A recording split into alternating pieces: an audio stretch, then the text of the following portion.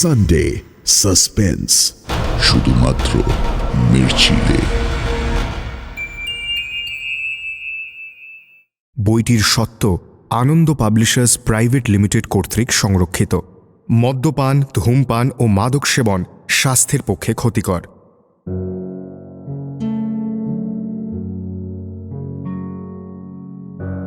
বাংলা সাহিত্যের রোমাঞ্চকর কিছু গল্প দিয়ে সাজানো আমাদের এই বিশেষ নিবেদন সানডে সাসপেন্স।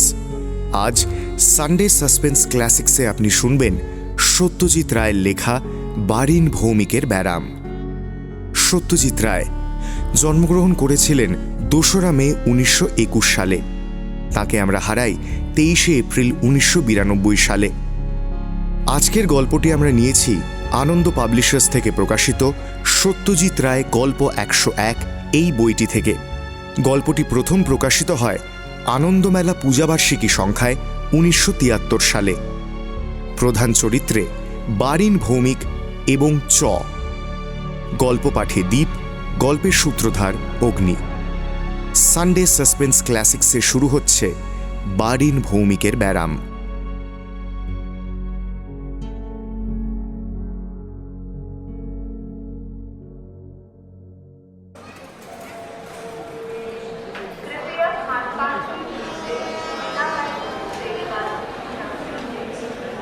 কন্ডাক্টরের নির্দেশ মতো ডি কামরায় ঢুকে বারিন ভৌমিক তাঁর সুটকেসটা সিটের নিচে ঢুকিয়ে দিলেন।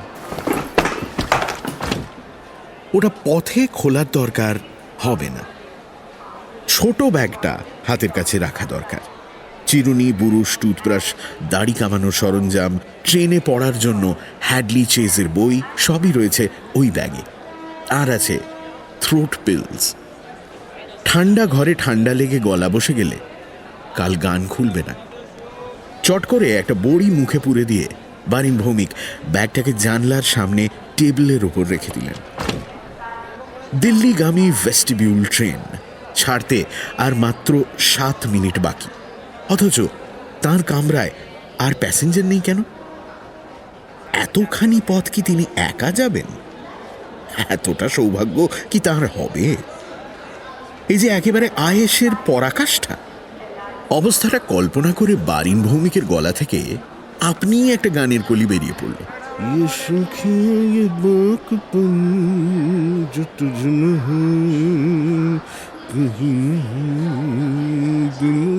বারিন ভৌমিক জানলা দিয়ে বাইরে হাওড়া স্টেশনের প্ল্যাটফর্মের জনস্রোতের দিকে চাইলেন। দুটি ছোকরা তাঁর দিকে চেয়ে পরস্পরে কি যেন বলাবলি করছে। বারিনকে চিনেছে তারা, অনেকেই চেনে। অন্তত কলকাতা শহরের এবং অনেক বড় বড় মফস্বল শহরের অনেকেই শুধু তার কণ্ঠস্বর নয়, তার চেহারার সঙ্গেও পরিচিত। প্রতি মাসেই ৫-৭টা ফাংশনে তার ডাক পড়ে। বারিন ভৌমিক গাইবেন নজরুল গীতি ও আধুনিক।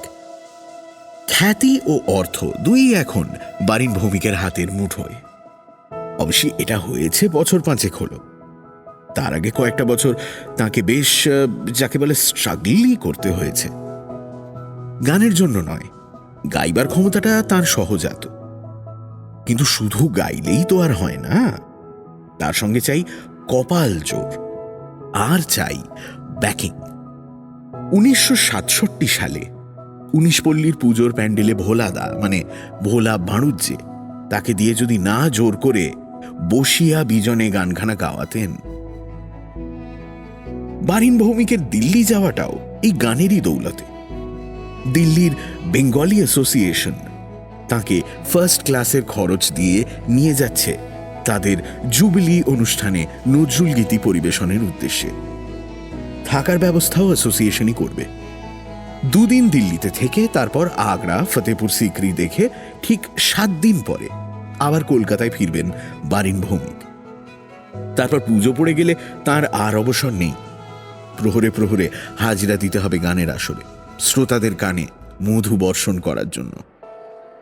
স্যার, আপনার লাঞ্চের অর্ডারটা যদি একটু। স্যার, কন্ডাক্টর গার্ড এসে দাঁড়িয়েছেন। কি পাওয়া যায়? আপনি নন ভেজিটেরিয়ান খাবেন তো? দেশি খাবেন না ওয়েস্টার্ন খাবেন স্যার?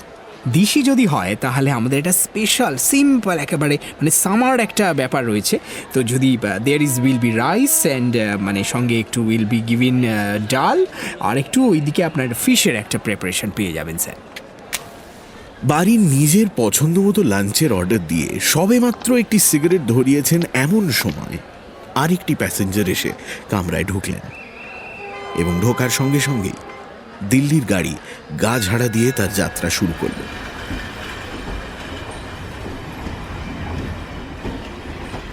নবাগত যাত্রীটির সঙ্গে চোখাচোখি হতেই তাকে চেনা মনে হওয়ায় বারিনের মুখে একটা হাসির আভাস দেখা দিয়ে আগন্তুকের দিক থেকে কোনো সাড়া না পেয়ে মুহূর্তেই মিলিয়ে গেল। বারিন কি তাহলে ভুল করলেন?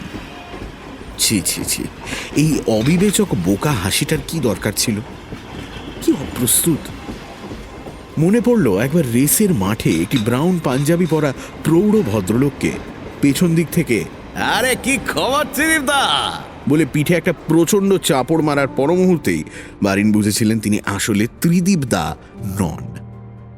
এই লজ্জাকর ঘটনার স্মৃতি তাকে অনেক দিন ধরে যন্ত্রণা দিয়েছিল। মানুষকে অপদস্থ করার জন্য কত রকম ফাঁদ যে চারিদিকে ছড়িয়ে রয়েছে। বারিন ভৌমিক আর একবার আগন্তুকের দিকে দৃষ্টি দিলেন।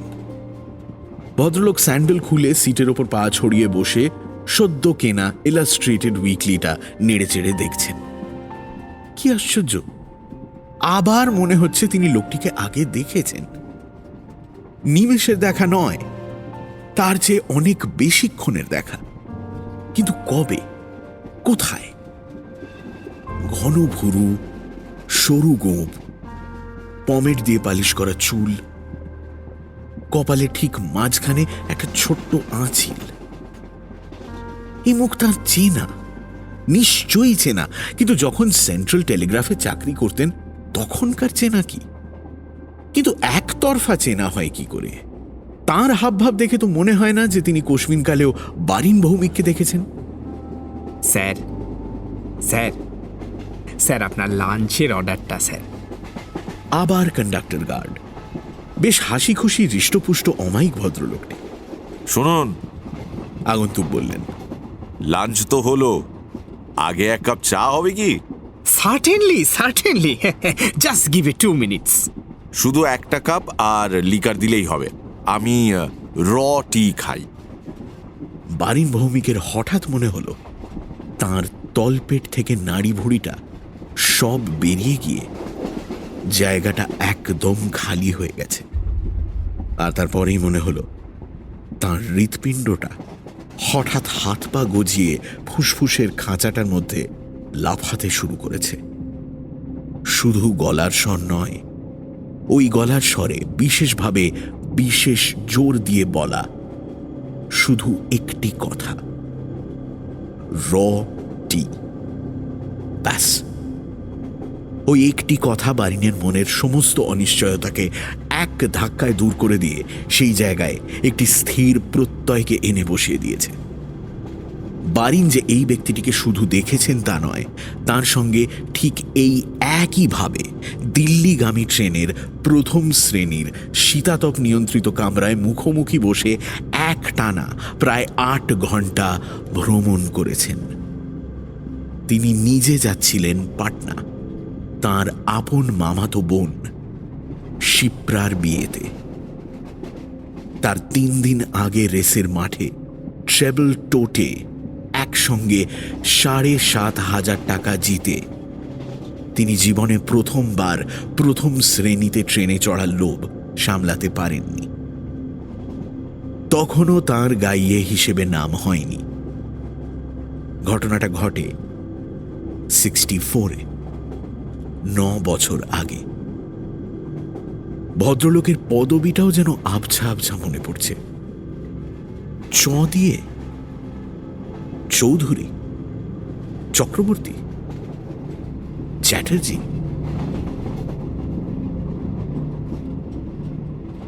কন্ডাক্টর গার্ড লাঞ্চের অর্ডার নিয়ে চলে গেলেন। বারিন অনুভব করলেন তিনি আর এই লোকটার মুখোমুখি বসে থাকতে পারছেন না। বাইরে করিডোরে গিয়ে দাঁড়ালেন, দরজার মুখ থেকে 5 হাত ডাইনে। চয়ের দৃষ্টির বেশ কিছুটা বাইরে। কোইন্সিডেন্সের বাংলা বারিন ভৌমিক জানেন না, কিন্তু এটা জানেন যে প্রত্যেকের জীবনেই ও জিনিসটা বার কয়েক ঘটে থাকে। কিন্তু তাই বলে এই রকম কোইন্সিডেন্স? কিন্তু চ কি তাকে চিনেছেন? না চেনার দুটো কারণ থাকতে পারে। এক, হয়তো চয়ের স্মরণ শক্তি কম। 2, হয়তো এই 9 বছরে বারিনের চেহারায় অনেক পরিবর্তন হয়েছে। জানলা দিয়ে বাইরের চলমান দৃশ্যের দিকে দেখতে দেখতে বারিন ভাবতে চেষ্টা করলেন তার 9 বছর আগের চেহারার সঙ্গে আজকের চেহারার কি তফাৎ থাকতে পারে। ওজন বেড়েছে অনেক, সুতরাং অনুমান করা যায় যে তার মুখটা আরো ভরেছে। আর কি, চশমা ছিল না, চশমা হয়েছে। গোঁপ, কবে থেকে গোঁপ কামিয়ে ফেলেছেন তিনি? হ্যাঁ, মনে পড়েছে, খুব বেশি দিন নয়। হাজরা রোডের সেই সেলুন, একটা নতুন ছোকরা নাপিত দুপাশের গোঁপ মিলিয়ে কাটতে পারল না। বারিন নিজে ততটা খেয়াল করেননি, কিন্তু আপিসের সেই গোপ্পে লিফটম্যান সুখদেও থেকে শুরু করে 62 বছরের বুড়ো ক্যাশিয়ার কেশববাবু পর্যন্ত যখন সেই নিয়ে মন্তব্য করলেন, তখন বারিন মরিয়া হয়ে তাঁর সাধের গোঁপটি কামিয়ে ফেললেন। সেই থেকে আর রাখেননি। এটা 4 বছর আগের ঘটনা। গোঁপ বাদ, গালে মাংস যোগ, চোখে চশমা যোগ। বারিন খানিকটা নিশ্চিন্ত হয়ে আবার কামরায় এসে ঢুকলেন।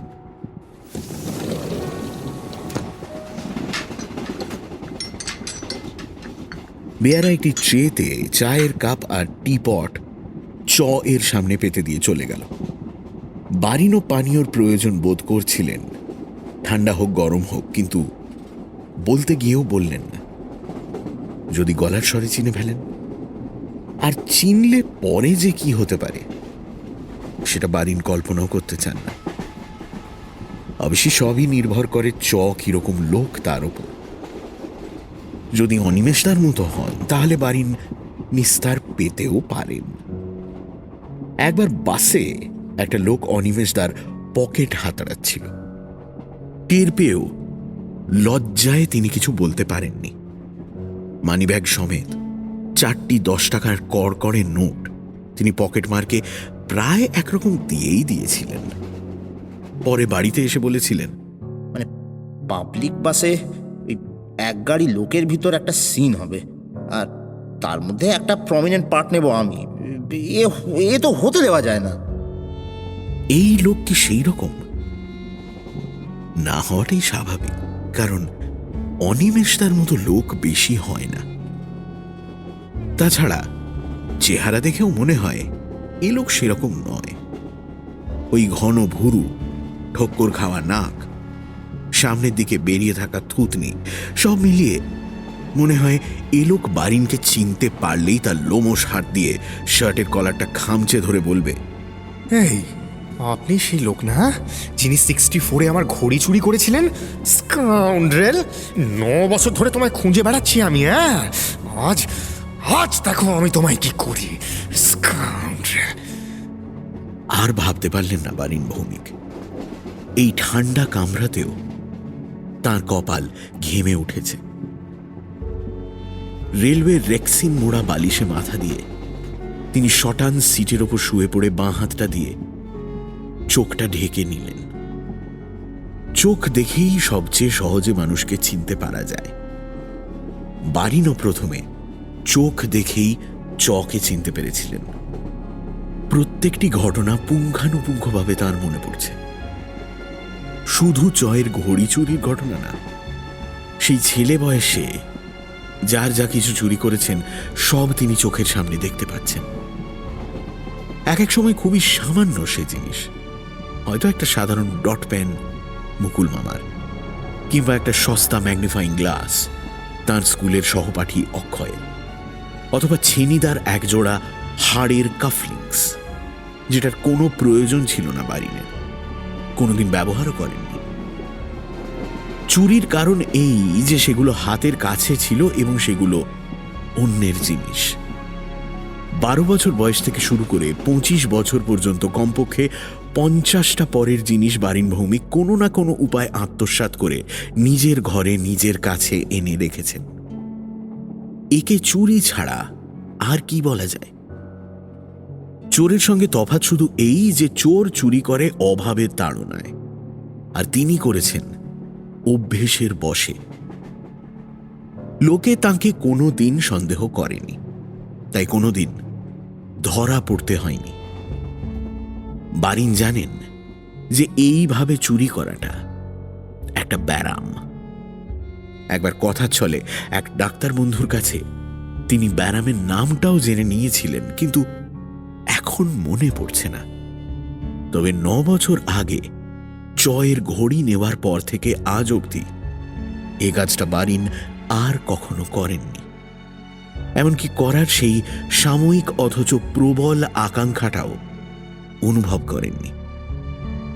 বারিন জানেন যে এই উৎকট রোগ থেকে তিনি মুক্তি পেয়েছেন। তার অন্যান্য চুরির সঙ্গে ঘড়ি চুরির একটা তফাৎ ছিল এই যে ঘড়িটার তার সত্যিই প্রয়োজন ছিল। রিস্ট ওয়াচ নয়, সুইজারল্যান্ডে তৈরি একটি ভারী সুন্দর ট্রাভেলিং ক্লক। একটা নীল চতুষ্কোণ বাক্স, তার ঢাকনাটা খুললেই ঘড়িটা বেরিয়ে এসে সোজা হয়ে দাঁড়িয়ে যায়। অ্যালার্ম ঘড়ি, আর সেই অ্যালার্মের শব্দ এতই সুন্দর যে ঘুম ভাঙার সঙ্গে সঙ্গে কান জুড়িয়ে যায়। এই 9 বছর সমানে সেটা ব্যবহার করেছেন বারিন ভৌমিক। তিনি যেখানে গেছেন সেখানেই সঙ্গে গেছে ঘড়ি। আজকেও সে ঘড়ি তার সঙ্গেই আছে, জানলার সামনে ওই টেবিলের ওপর রাখা ব্যাগের মধ্যে। কতদূর যাবেন? বারিন তড়িৎ স্পৃষ্টের মতো চমকে উঠলেন। লোকটা তাঁর সঙ্গে কথা বলছে, তাঁকে প্রশ্ন করছে। দিল্লি। আগে দিল্লি। প্রথমবার অতিরিক্ত সাবধানতা অবলম্বন করতে গিয়ে একটু বেশি আস্তে উত্তর দিয়ে ফেলেছিলেন বারিন। আপনার কি ঠান্ডায় গলা বসে গেল নাকি? না। ওটা হয় মাঝে মাঝে। অ্যাকচুয়ালি এয়ার কন্ডিশনিং এর একমাত্র লাভ হচ্ছে ধুলোর হাত থেকে রেহাই পাওয়া, না হলে আমি এমনি ফার্স্ট ক্লাসেই যেতুম। বারিন চুপ। পারলে তিনি চয়ের দিকে তাকান না, কিন্তু তার দিকে দেখছে কিনা সেটা জানার দুর্নিবার কৌতূহলী তার দৃষ্টি বারবার ভদ্রলোকের দিকে নিয়ে যাচ্ছে। কিন্তু নিরুদ্বিগ্ন, নিশ্চিন্ত। অভিনয় কি সেটা বারিন জানেন না। সেটা জানতে হলে লোকটিকে আরো ভালো করে জানা দরকার। বারিন যেটুকু জানেন সেটা তার গতবারের জানা। এক হলো দুধ চিনি ছাড়া চা পানের অভ্যেস, আর এক হলো স্টেশন এলেই নেমে গিয়ে কিছু না কিছু খাবার জিনিস কিনে আনা। নোনতা জিনিস, মিষ্টি নয়। মনে আছে গতবার বারিন ভৌমিকের অনেক রকম মুখরোচক জিনিস খাওয়া হয়ে গিয়েছিল চয়ের দৌলতে। এছাড়া তার চরিত্রের আরেকটা দিক প্রকাশ পেয়েছিল পাটনা স্টেশনের কাছাকাছি এসে। এটার সঙ্গে ঘড়ির ব্যাপারটা জড়িত, তাই ঘটনাটা বারিনের স্পষ্ট মনে আছে। সেবার গাড়িটা ছিল অমৃতসর মেল। পাটনা পৌঁছবে ভোর 5টায়। কন্ডাক্টর এসে 4:30 তুলে দিয়েছেন বারিনকে। আজ জাগা, যদিও তিনি যাচ্ছেন দিল্লি। গাড়ি স্টেশনে পৌঁছবার ঠিক 3 মিনিট আগে হঠাৎ ঘ্যাঁচ করে থেমে গেল।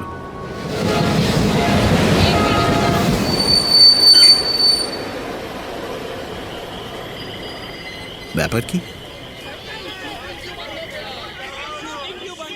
লাইনের ওপর দিয়ে ল্যাম্প ও টর্চের ছোটাছুটি দেখে মনে হলো কোনো গোলমাল বেঁধেছে।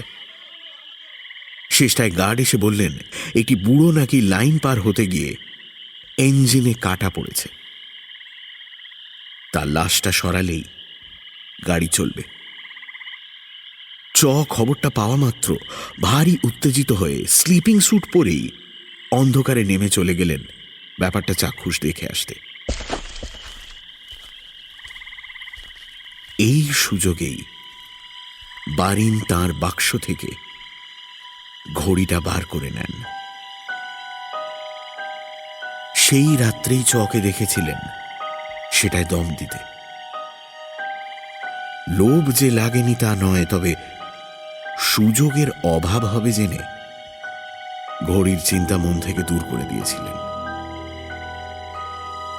এই মুহূর্তে অপ্রত্যাশিতভাবে সে সুযোগ এসে পড়াতে সে লোভ এমনভাবে মাথা চাড়া দিয়ে ওঠে যে বাঙ্কের ওপর অন্য একটি ঘুমন্ত প্যাসেঞ্জার থাকা সত্ত্বেও তিনি ঝুঁকি নিতে দ্বিধা করেননি। কাজটা করতে তার লাগে মাত্র 15 সেকেন্ড। ফিরেছিলেন প্রায় 5 মিনিট পর। পাটনায় নেমে স্টেশন থেকে বেরিয়ে মেজো মামার মোটরে ওঠার সঙ্গে সঙ্গেই বারিন ভৌমিকের তলপেটের অস্বস্তিটা ম্যাজিকের মতো উবে যায়। তার মন বলে ঘড়ির মালিকের সঙ্গে এতকাল যে ব্যবধান ছিল, কেউ কারুর নাম শোনেনি, কেউ কাউকে দেখেনি। গত 8 ঘন্টার আকস্মিক সান্নিধ্যের পর আবার সেই ব্যবধান এসে পড়েছে। এরপরে আবার কোনোদিন পরস্পরের সঙ্গে দেখা হওয়ার সম্ভাবনা কোটিতে 1, কিংবা হয়তো তার চেয়েও কম। কিন্তু এই তিল প্রমাণ সম্ভাবনাই যে 9 বছর পরে হঠাৎ সত্যে পরিণত হবে সেটা কে জানত? বারিন মনে মনে বললেন, এই ঘটনা থেকেই মানুষ কুসংস্কারের জালে জড়িয়ে পড়ে। আপনি কি দিল্লির বাসিন্দা না কলকাতার? বারিনের মনে পড়ল সেবারও লোকটা তাকে নানান রকম প্রশ্ন করেছিল। এই গায়ে পড়া আলাপ করার বাতিকটা বারিনের পছন্দ নয়। কলকাতা, বারিন জবাব দিলেন। তার অজান্তেই তার স্বাভাবিক গলার স্বরটা বেরিয়ে পড়েছে। বারিন নিজেকে ধিক্কার দিলেন। ভবিষ্যতে তাকে আরো সতর্ক হতে হবে। কিন্তু এ কি, ভদ্রলোক তার দিকে এভাবে এক দৃষ্টে চেয়ে রয়েছেন কেন? এহেন কৌতূহলের কারণ কি? বারিন অনুভব করলেন তার নাড়ি আবার চঞ্চল হয়ে উঠেছে। আপনার কি রিসেন্টলি কোনো ছবি বেরিয়েছে কাগজে? বারিন বুঝলেন এই ব্যাপারে সত্য গোপন করা বুদ্ধিমানের কাজ হবে না। ট্রেনে অন্যান্য বাঙালি যাত্রী রয়েছে, তাদের মধ্যে কেউ না কেউ তাকে চিনে ফেললেও ফেলতে পারে। এর কাছে নিজের পরিচয়টা দিলে ক্ষতি কি? বরং বারিন যে একজন খ্যাতনামা ব্যক্তি সেটা জানলে পরে 9 বছর আগের সেই ঘড়িচোরের সঙ্গে তাকে এক করে দেখা জয়ের পক্ষে আরো অসম্ভব হবে। কোথায় ছবি দেখেছেন আপনি? আপনি গান করেন কি? হ্যাঁ, তা একটু আধটু। আপনার নামটা? বারীন্দ্রনাথ ভৌমিক। তাই বলুন, বারিন ভৌমিক। তাই চেনা চেনা মনে হচ্ছিল। আপনি তো রেডিওতেও গিয়ে থাকেন মাঝে মাঝে। হ্যাঁ। আরে বাবা, আমার স্ত্রী আপনার খুব ভক্ত। তা দিল্লি যাচ্ছেন কি গানের ব্যাপারে? বেশি ভেঙে বলবেন না বারিন। শুধু হ্যাঁ বা নায় যদি উত্তর হয় তবে তাই বলবেন। দিল্লিতে এক ভৌমিক আছে, ফিনান্সে, স্কটিশে পড়তো আমার সঙ্গে, নীতিশ ভৌমিক। আপনার কোনো ইয়েটিয়ে নাকি? ইয়েটিই বটে। বারিনের খুড়তুতো দাদা। কড়া সাহেবী মেজাজের লোক, তাই বারিনের আত্মীয় হলেও সমগোত্রীয় নয়। আগে না, আমি চিনি না। এখানে মিথ্যে বলাটাই শ্রেয় বিবেচনা করলেন বারিন। লোকটা এবার তো কথা বন্ধ করলে পারে। এত জেরা কেন রে বাবু? যাক, লাঞ্চ এসে গেছে। আশা করি কিছুক্ষণের জন্য প্রশ্নবান বন্ধ হবে। হলো তাই। চ ভোজন রসিক। একবার মুখে খাদ্য প্রবেশ করলে কথার রাস্তা যেন আপনা থেকেই বন্ধ হয়ে যায়। কিন্তু বারিন ভৌমিকের ভয় খানিকটা কেটে গেলেও একটা অস্বস্তি এখনো রয়ে গেছে। এখনো 20 ঘন্টা পথ বাকি। মানুষের স্মৃতি ভাণ্ডার বড় আশ্চর্য জিনিস। কিসে খোঁচা মেরে কোন আদ্যিকালের কোনো স্মৃতিকে জাগিয়ে তুলবে তার কিচ্ছু ঠিক নেই। ওই যেমন র টি। বারিনের বিশ্বাস, ওই বিশেষ কথাটা না শুনলে যে সেই 9 বছর আগের ঘড়ির মালিক চ, সে ধারণা কিছুতেই ওর মনে বদ্ধমূল হতো না।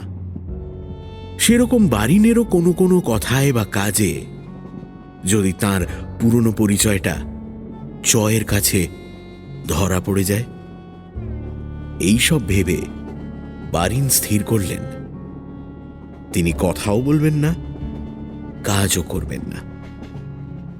খাবার পর মুখের সামনে হ্যাডলি চেজের বইটা খুলে বালিশে মাথা দিয়ে শুয়ে রইলেন। প্রথম পরিচ্ছেদটা শেষ করে সাবধানে ঘাড় ফিরিয়ে দেখলেন যে চ ঘুমিয়ে পড়েছে। অন্তত দেখলে তাই মনে হয়। ইলাস্ট্রেটেড উইকলিটা হাত থেকে মেঝেতে পড়ে গেছে। চোখ দুটো হাতে ঢাকা, কিন্তু বুকের ওঠানামা দেখে ঘুমন্ত লোকের স্বাভাবিক স্বচ্ছন্দ নিঃশ্বাস বলেই মনে হয়। বারিন জানলা দিয়ে বাইরের দিকে চাইলেন। মাঠঘাট, গাছপালা, খোলার বাড়ি মিলিয়ে বিহারের রুক্ষ দৃশ্য। জানলার ডবল কাঁচ ভেদ করে ট্রেনের শব্দ প্রায় পাওয়াই যায় না। যেন দূর থেকে শোনা যায় অনেক মৃদঙ্গে একই সঙ্গে একই বোল তোলার শব্দ। এই শব্দের সঙ্গে এবার যোগ হয় আরেকটি শব্দ, চ এর নাক ডাকা। বারিন ভৌমিক অনেকটা নিশ্চিন্ত বোধ করলেন। নজরুলের একটি বাছাই করা গানের প্রথম লাইনটা গুনগুন করে দেখলেন। সকালের মতো অতটা মসৃণ না হলেও গলাটা তার নিজের কানে খারাপ লাগলো না। এবার বেশি শব্দ না করে গলাটা খাঁকড়ে তিনি গানটা আবার ধরলেন, এবং ধরেই তৎক্ষণাৎ তাঁকে থেমে যেতে হলো। একটা চরম বিভীষিকাজনক শব্দ তার গলা শুকিয়ে দিয়ে গান বন্ধ করে দিয়েছে। ঘড়িতে অ্যালার্ম বাজার শব্দ। তার ব্যাগের মধ্যে রাখা সুইস ঘড়িতে কেমন করে জার্নি অ্যালার্ম বেজে উঠেছে এবং বেজেই চলেছে। বারিন ভৌমিকের হাত পা পেটের মধ্যে সেঁধিয়ে গেছে। তার দেহ কাষ্ঠবৎ। তার দৃষ্টি ঘুমন্ত চয়ের দিকে। চয়ের হাত একটু নড়ল। বারিন প্রমাদ গুনলেন। চয়ের ঘুম ভেঙেছে। চোখের ওপর থেকে হাত সরে এলো। গেলাসটা বুঝি? ওটাকে নামিয়ে রাখুন তো, ভাইব্রেট করছে। বারিন ভৌমিক দেওয়ালে লাগানো লোহার আংটার ভেতর থেকে গেলাসটা তুলতেই শব্দটা থেমে গেল। সেটা টেবিলে রাখার আগে তার ভেতরে জলটুকু খেয়ে গলাটা ভিজিয়ে তিনি খানিকটা আরাম পেলেন। কিন্তু গানের অবস্থায় আসতে দেরি আছে। হাজারিবাগ রোডের কিছু আগে চা এলো। পরপর 2 পেয়ালা গরম চা খেয়ে এবং চয়ের কাছ থেকে আর কোনো রকম জেরা বা সন্দেহের কোনো লক্ষণ না পেয়ে বারিনের গলা আরও অনেকটা খোলসা হলো। বাইরে বিকেলের পড়ন্ত রোদ আর দূরের টিলার দিকে চেয়ে গাড়ির ছন্দের সঙ্গে ছন্দ মিলিয়ে একটা আধুনিক গানের খানিকটা গুনগুন করে গেয়ে আসন্ন বিপদের শেষ আশঙ্কাটুকু তার মন থেকে কেটে গেল।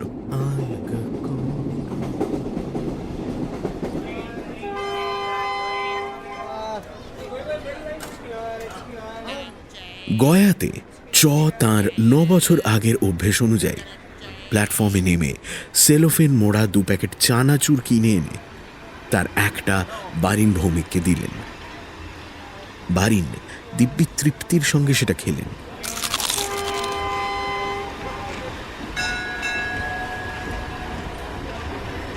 গাড়ি ছাড়ার মুখে সূর্য ডুবে গেল।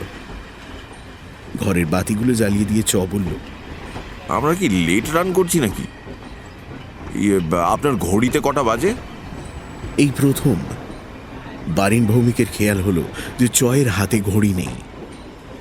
ব্যাপারটা বুঝতে পেরে তিনি অবাক হলেন এবং হয়তো সে বিস্ময়ের খানিকটা তার চাহনিতে প্রকাশ পেল। পর মুহূর্তে খেয়াল হলো চয়ের প্রশ্নের জবাব দেওয়া হয়নি। নিজের ঘড়ির দিকে এক ঝলক দৃষ্টি দিয়ে তিনি বললেন, 7:35। তাহলে তো মোটামুটি টাইমেই যাচ্ছি। আমার ঘড়িটা আজই সকালে HMT দিব্যি টাইম দিচ্ছিল। এই বিছানার চাদর ধরে এমন এক টান দিয়েছে যে ঘড়ি একেবারে। বারিন চুপ, তটস্থ। ঘড়ির প্রসঙ্গ তার কাছে 16 আনা অপ্রীতিকর, অবাঞ্ছনীয়। আপনার কি ঘড়ি? HMT। ভালো সার্ভিস দিচ্ছে? আসলে আমার ঘড়ির লাকটাই খারাপ। বারিন ভৌমিক একটা হাই তুলে নিজেকে নিরুদ্বিগ্ন প্রতিপন্ন করার চেষ্টায় ব্যর্থ হলেন। তার অঙ্গ প্রত্যঙ্গের অসাড়তা চোয়াল পর্যন্ত পৌঁছে গেছে। মুখ খুলল না। শ্রবণ শক্তি লোপ পেলে তিনি সবচেয়ে খুশি হতেন, কিন্তু তা হবার নয়। চয়ের কথা দিব্যি তার কানে প্রবেশ করছে। একটা সুইস ঘড়ি জানেন, সোনার, ট্রাভেলিং ক্লক। ওই জিনিভা থেকে এনে দিয়েছিল আমার এক বন্ধু। 1 মাসও ব্যবহার করিনি। এই ট্রেনে যাচ্ছি দিল্লি, বছর 8 আগে। এই যে আপনি ট্রাভেল করছি, সেই রকম একটা কামরায় আমরা দুজন, আমি আর একটি ভদ্রলোক, বাঙালি। কি ডেয়ারিং ভেবে দেখুন। হয়তো বাথরুমে গেছি, কি স্টেশনে এসেছে, প্ল্যাটফর্মে নেমেছি, আর সেই ফাঁকে ঘড়িটাকে বেমালুম ঝেপে দিল। অথচ দেখে বোঝার জো নেই। ফার্স্ট ক্লাসে যাচ্ছে, দিব্যি ভদ্রলোকের মতো চেহারা, খুন টুন যে করে বসেনি এই ভাগ্যি। তারপর থেকে তো আর ট্রেনেই ছড়িনি। এবারও প্লেনেই যেতুম, কিন্তু এই পাইলটদের স্ট্রাইকটা দিল ব্যাগড়া। বারিন ভৌমিকের গলা শুকনো, ঠোঁটের চারপাশটা অবশ। অথচ তিনি বেশ বুঝতে পারছেন যে এতগুলো কথার পর কিছু না বললে অস্বাভাবিক হবে, এমনকি সন্দেহজনকও হতে পারে। প্রাণান্ত চেষ্টা করে, অসীম মনোবল প্রয়োগ করে অবশেষে কয়েকটি কথা বেরোলো মুখ দিয়ে। ও, আপনি খোঁজ করেননি? আর খোঁজ? এসব কি আর খোঁজ করে ফেরত পাওয়া যায়? তবে লোকটার চেহারা মনে রেখেছিলুম অনেক দিন। এখনো আবছা আবছা মনে পড়ে। মাঝারি রং, গোঁফ আছে, মানে এখনো আছে কিনা জানি না। আপনারই মতো হাইট হবে, তবে রোগা। আর একটি বার যদি সাক্ষাৎ পেতুম তো বাপের নাম ভুলিয়ে দিতুম। এককালে বক্সিং করতুম জানেন, লাইট হেভিওয়েট চ্যাম্পিয়ন ছিলাম। সে লোকের 14 পুরুষের ভাগ্যি যে আর দ্বিতীয়বার আমার সামনে পড়েনি। ভদ্রলোকের নামটাও মনে পড়ে গেছে, চক্রবর্তী, পুলক চক্রবর্তী। আশ্চর্য, ওই বক্সিং এর কথাটা বলা মাত্র নামটা সিনেমার টাইটেলের মতো যেন তার চোখের সামনে দেখতে পেলেন বারিন ভৌমিক। গতবারও বক্সিং নিয়ে অনেক কথা বলেছিলেন পুলক চক্রবর্তী, কিন্তু নামটা জেনেই বা কি হবে? ইনি তো আর কোনো অপরাধ করেননি, অপরাধী তো বারিন নিজে। আর সেই অপরাধের বোঝা দুর্বিষহ হয়ে উঠছে। সব স্বীকার করলে কেমন হয়? ঘড়িটা ফেরত দিলে কেমন হয়? হাতের কাছে ব্যাগটা খুললেই তো তুই পাগল। এসব কি চিন্তাকে প্রশ্রয় দিচ্ছেন বারিন ভৌমিক? নিজেকে চোর বলে পরিচয় দেবেন? প্রখ্যাত কণ্ঠশিল্পী তিনি না বলিয়া পরের দ্রব্য নেওয়ার কথা স্বীকার করবেন? তার ফলে তার নাম যখন ধুলোয় লুটোবে তখন আর গানের ডাক আসবে কোত্থেকে? তার ভক্তের দলই বা কি ভাববে, কি বলবে? ইনি নিজেই যে সাংবাদিক নন বা সংবাদপত্রের সঙ্গে যুক্ত নন তারই বা গ্যারান্টি কোথায়?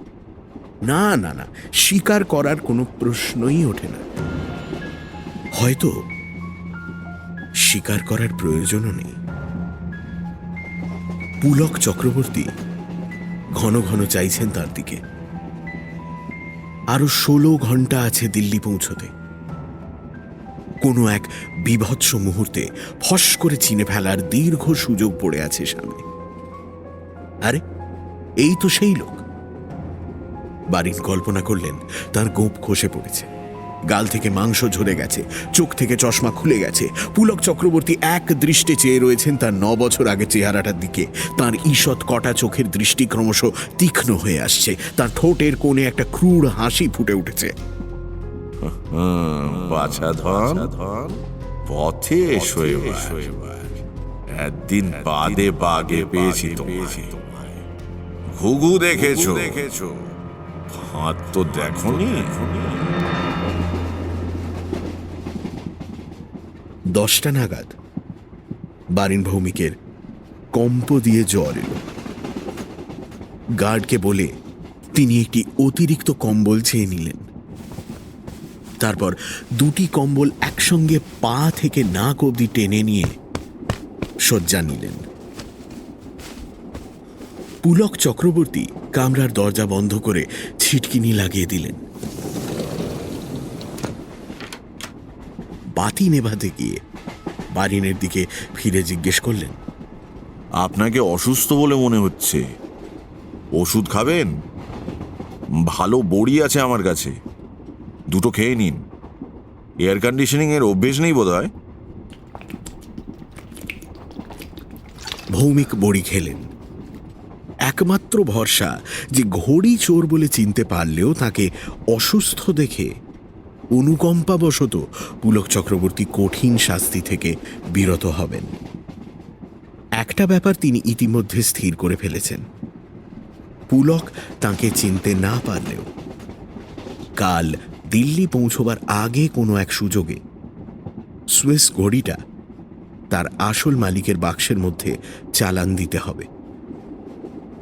যদি সম্ভব হয় তো মাঝরাত্রেই কাজটা সারা যেতে পারে, কিন্তু জ্বরটা না কমলে কম্বলের তলা থেকে বেরোনো সম্ভব হবে না। এখনো মাঝে মাঝে সমস্ত শরীর কেঁপে উঠছে। পুলক তার মাথার কাছে রিডিং ল্যাম্পটা জ্বালিয়ে রেখেছেন। তার হাতে খোলা একটা পেপারব্যাক বই, কিন্তু তিনি কি সত্যি পড়ছেন না বইয়ের পাতায় চোখ রেখে অন্য কিছু চিন্তা করছেন? বইটা একভাবে ধরা রয়েছে কেন? পাতা উল্টোচ্ছেন না কেন?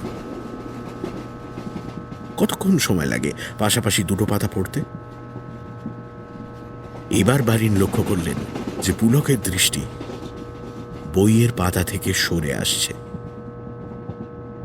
তার মাথাটা ধীরে ধীরে পাশের দিকে ঘুরল। দৃষ্টি ঘুরে আসছে বারিনের দিকে। বারিন চোখ বন্ধ করলেন। বেশ কিছুক্ষণ চোখ বন্ধ করেই রইলেন। এখনো কি পুলক চেয়ে আছেন তার দিকে? খুব সাবধানে চোখের পাতা দুটোকে যৎসামান্য ফাঁক করলেন বারিন, আবার তৎক্ষণাৎ বন্ধ করে নিলেন। পুলক শটান চেয়ে আছেন তাঁর দিকেই। বারিন অনুভব করলেন তার বুকের ভেতরে সেই ব্যাঙটা আবার লাফাতে শুরু করেছে। পাঁজরার হাড়ে আবার ধাক্কা পড়ছে। দাদরার ছন্দ, ট্রেনের চাকার গম্ভীর ছন্দের সঙ্গে মিলে যাচ্ছে সে ছন্দ। একটা মৃদু খচ শব্দের সঙ্গে সঙ্গে চোখ বন্ধ অবস্থাতেই বারিন বুঝতে পারলেন যে কামরার শেষ বাতিটাও নিভে গেছে। এবার সাহস পেয়ে চোখ খুললেন বারিন। দেখলেন যে দরজার পর্দার ফাঁক দিয়ে আসা ক্ষীণ আলো কামরার অন্ধকারকে জমাট বাঁধতে দেয়নি। সেই আলোয় দেখা গেল পুলক চক্রবর্তী তার হাতের বইটা বারিনের ব্যাগের পাশে রাখলেন। তারপর কম্বলটা একেবারে থুতনি অবধি টেনে নিয়ে পাশ ফিরে বারিনের মুখোমুখি হয়ে একটা সশব্দ হাই তুললেন। বারিন ভৌমিক টের পেলেন তাঁর হৃৎস্পন্দন ক্রমে স্বাভাবিক হয়ে আসছে। কাল সকালে পুলকের ট্রাভেলিং ক্লক তার নিজের ব্যাগ থেকে পুলকের সুটকেসের জামা কাপড়ের তলায় চালান দিতে হবে। সুটকেসের চাবি লাগানো নেই। একটুক্ষণ আগেই পুলক স্লিপিং স্যুট বার করে পড়েছে। বারিনের কাঁপুনি বন্ধ হয়ে গেছে। বোধহয় ওষুধে কাজ দিয়েছে। কি ওষুধ দিলেন ভদ্রলোক? নামটা তো জিজ্ঞেস করা হয়নি। অসুস্থতার ফলে দিল্লির সঙ্গীত রসিকদের বাহবা থেকে যাতে বঞ্চিত না হন সেই আশায় অত্যন্ত ব্যগ্রভাবে পুলক চক্রবর্তী দেওয়া বড়িটা গিলেছিলেন তিনি। কিন্তু এখন মনে হচ্ছে না, এসব চিন্তাকে প্রশ্রয় দেবেন না তিনি। গেলাসের ঠুনঠুনিকে অ্যালার্ম ক্লক ভেবে কি অবস্থা হয়েছিল? এসবের জন্য দায়ী তার অপরাধ বোধ জর্জরিত অসুস্থ মন। কাল সকালে তিনি এর প্রতিকারের ব্যবস্থা করবেন। মন খোলসা না হলে গলা খুলবে না, গান বেরোবে না। বেঙ্গলি অ্যাসোসিয়েশন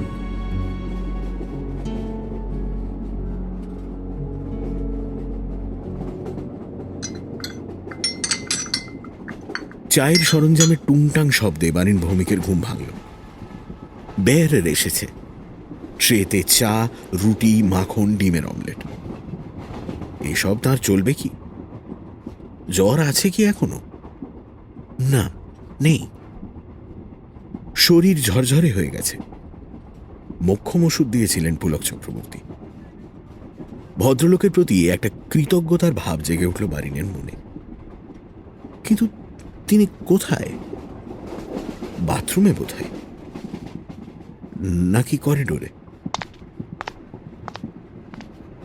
বেয়ারা চলে গেলে পর বারিন বাইরে বেরোলেন। করিডোর খালি। কতক্ষণ হলো বাথরুমে গেছেন ভদ্রলোক? একটা চান্স নেওয়া যায় কি? বারিন চান্সটা নিলেন বটে, কিন্তু সফল হলেন না।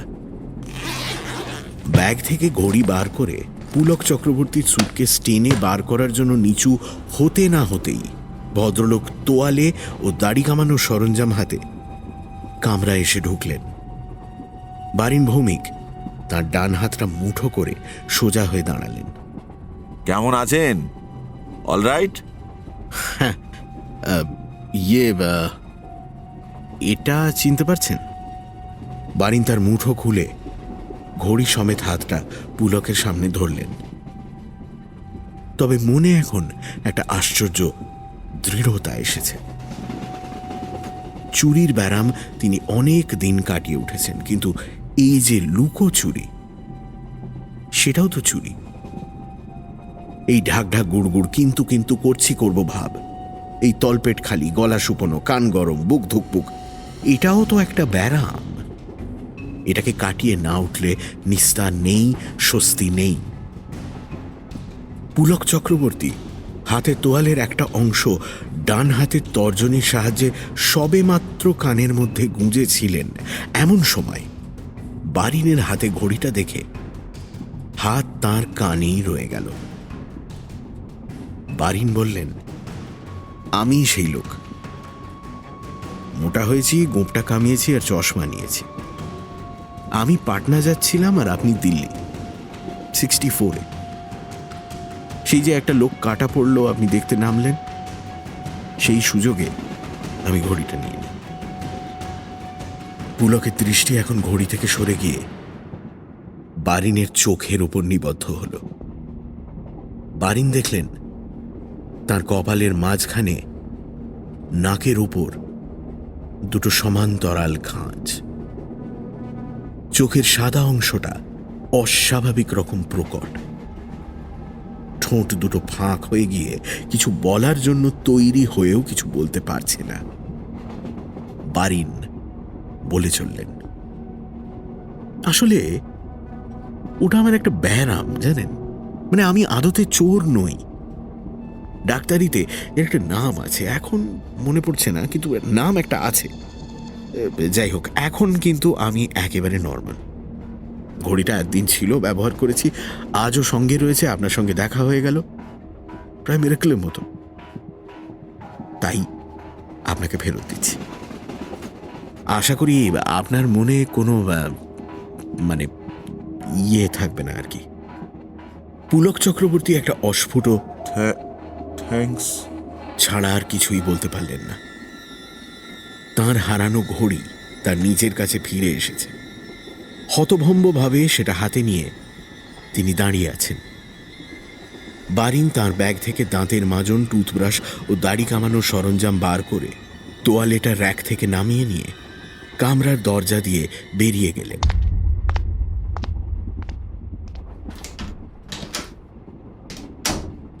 বাথরুমে ঢুকে দরজা বন্ধ করে গানের খানিকটা গেয়ে বুঝলেন যে তার কণ্ঠের স্বাভাবিক সাবলীলতা তিনি ফিরে পেয়েছেন।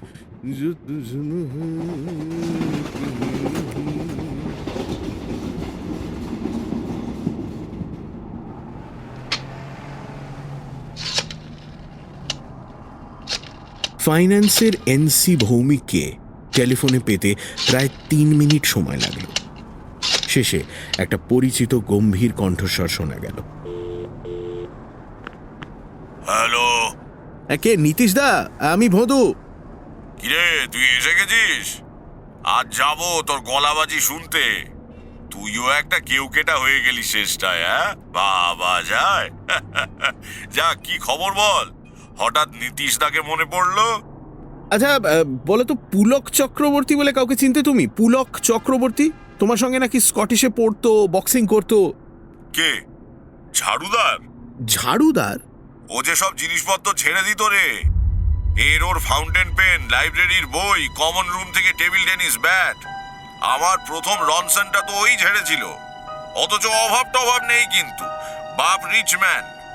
ওটা এক ধরনের ব্যারাম, এটা জানিস তো? ব্যারাম? জানিস না? ক্লেপ্টোমেনিয়া। KLEPTOMANIA, ক্লেপ্টোমেনিয়া। টেলিফোনটা নামিয়ে রেখে বারিন ভৌমিক তার খোলা সুটকেসটার দিকে দেখলেন। হোটেলে এসে সুটকেসটা খুলতেই কিছু জিনিসের অভাব তিনি লক্ষ্য করেছেন। এক কার্টন সিগারেট, একটা জাপানি বাইনকুলার, 5টা 100 টাকার নোট সমেত একটা মানি ব্যাগ। ক্লেপ্টোমেনিয়া। বারিন নামটা জানতেন, কিন্তু ভুলে গেছিলেন, আর ভুলবেন না।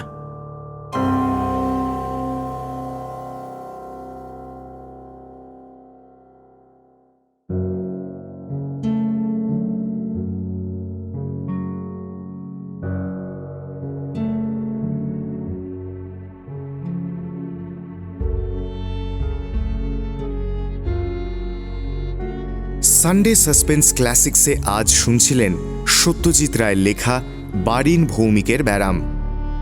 গল্প পাঠে এবং বারিন ভৌমিকের ভূমিকায় দীপ, চ অর্থাৎ পুলক চক্রবর্তী আর নীতিশ ভৌমিকের চরিত্রে মীর, ট্রেনের গার্ড সোমক, অনিমেষবাবুর ভূমিকায় পুষ্পল, অন্যান্য চরিত্রে শায়ক এবং অগ্নি, ধ্বনি পরিকল্পনা ও আবহ সঙ্গীত রিচার্ড, প্রচার অলঙ্করণ গ্রিনিং ট্রি, শব্দগ্রহণ এবং পরিচালনা অগ্নি, সমগ্র পরিকল্পনা ও পরিচালনায় ইন্দ্রাণী।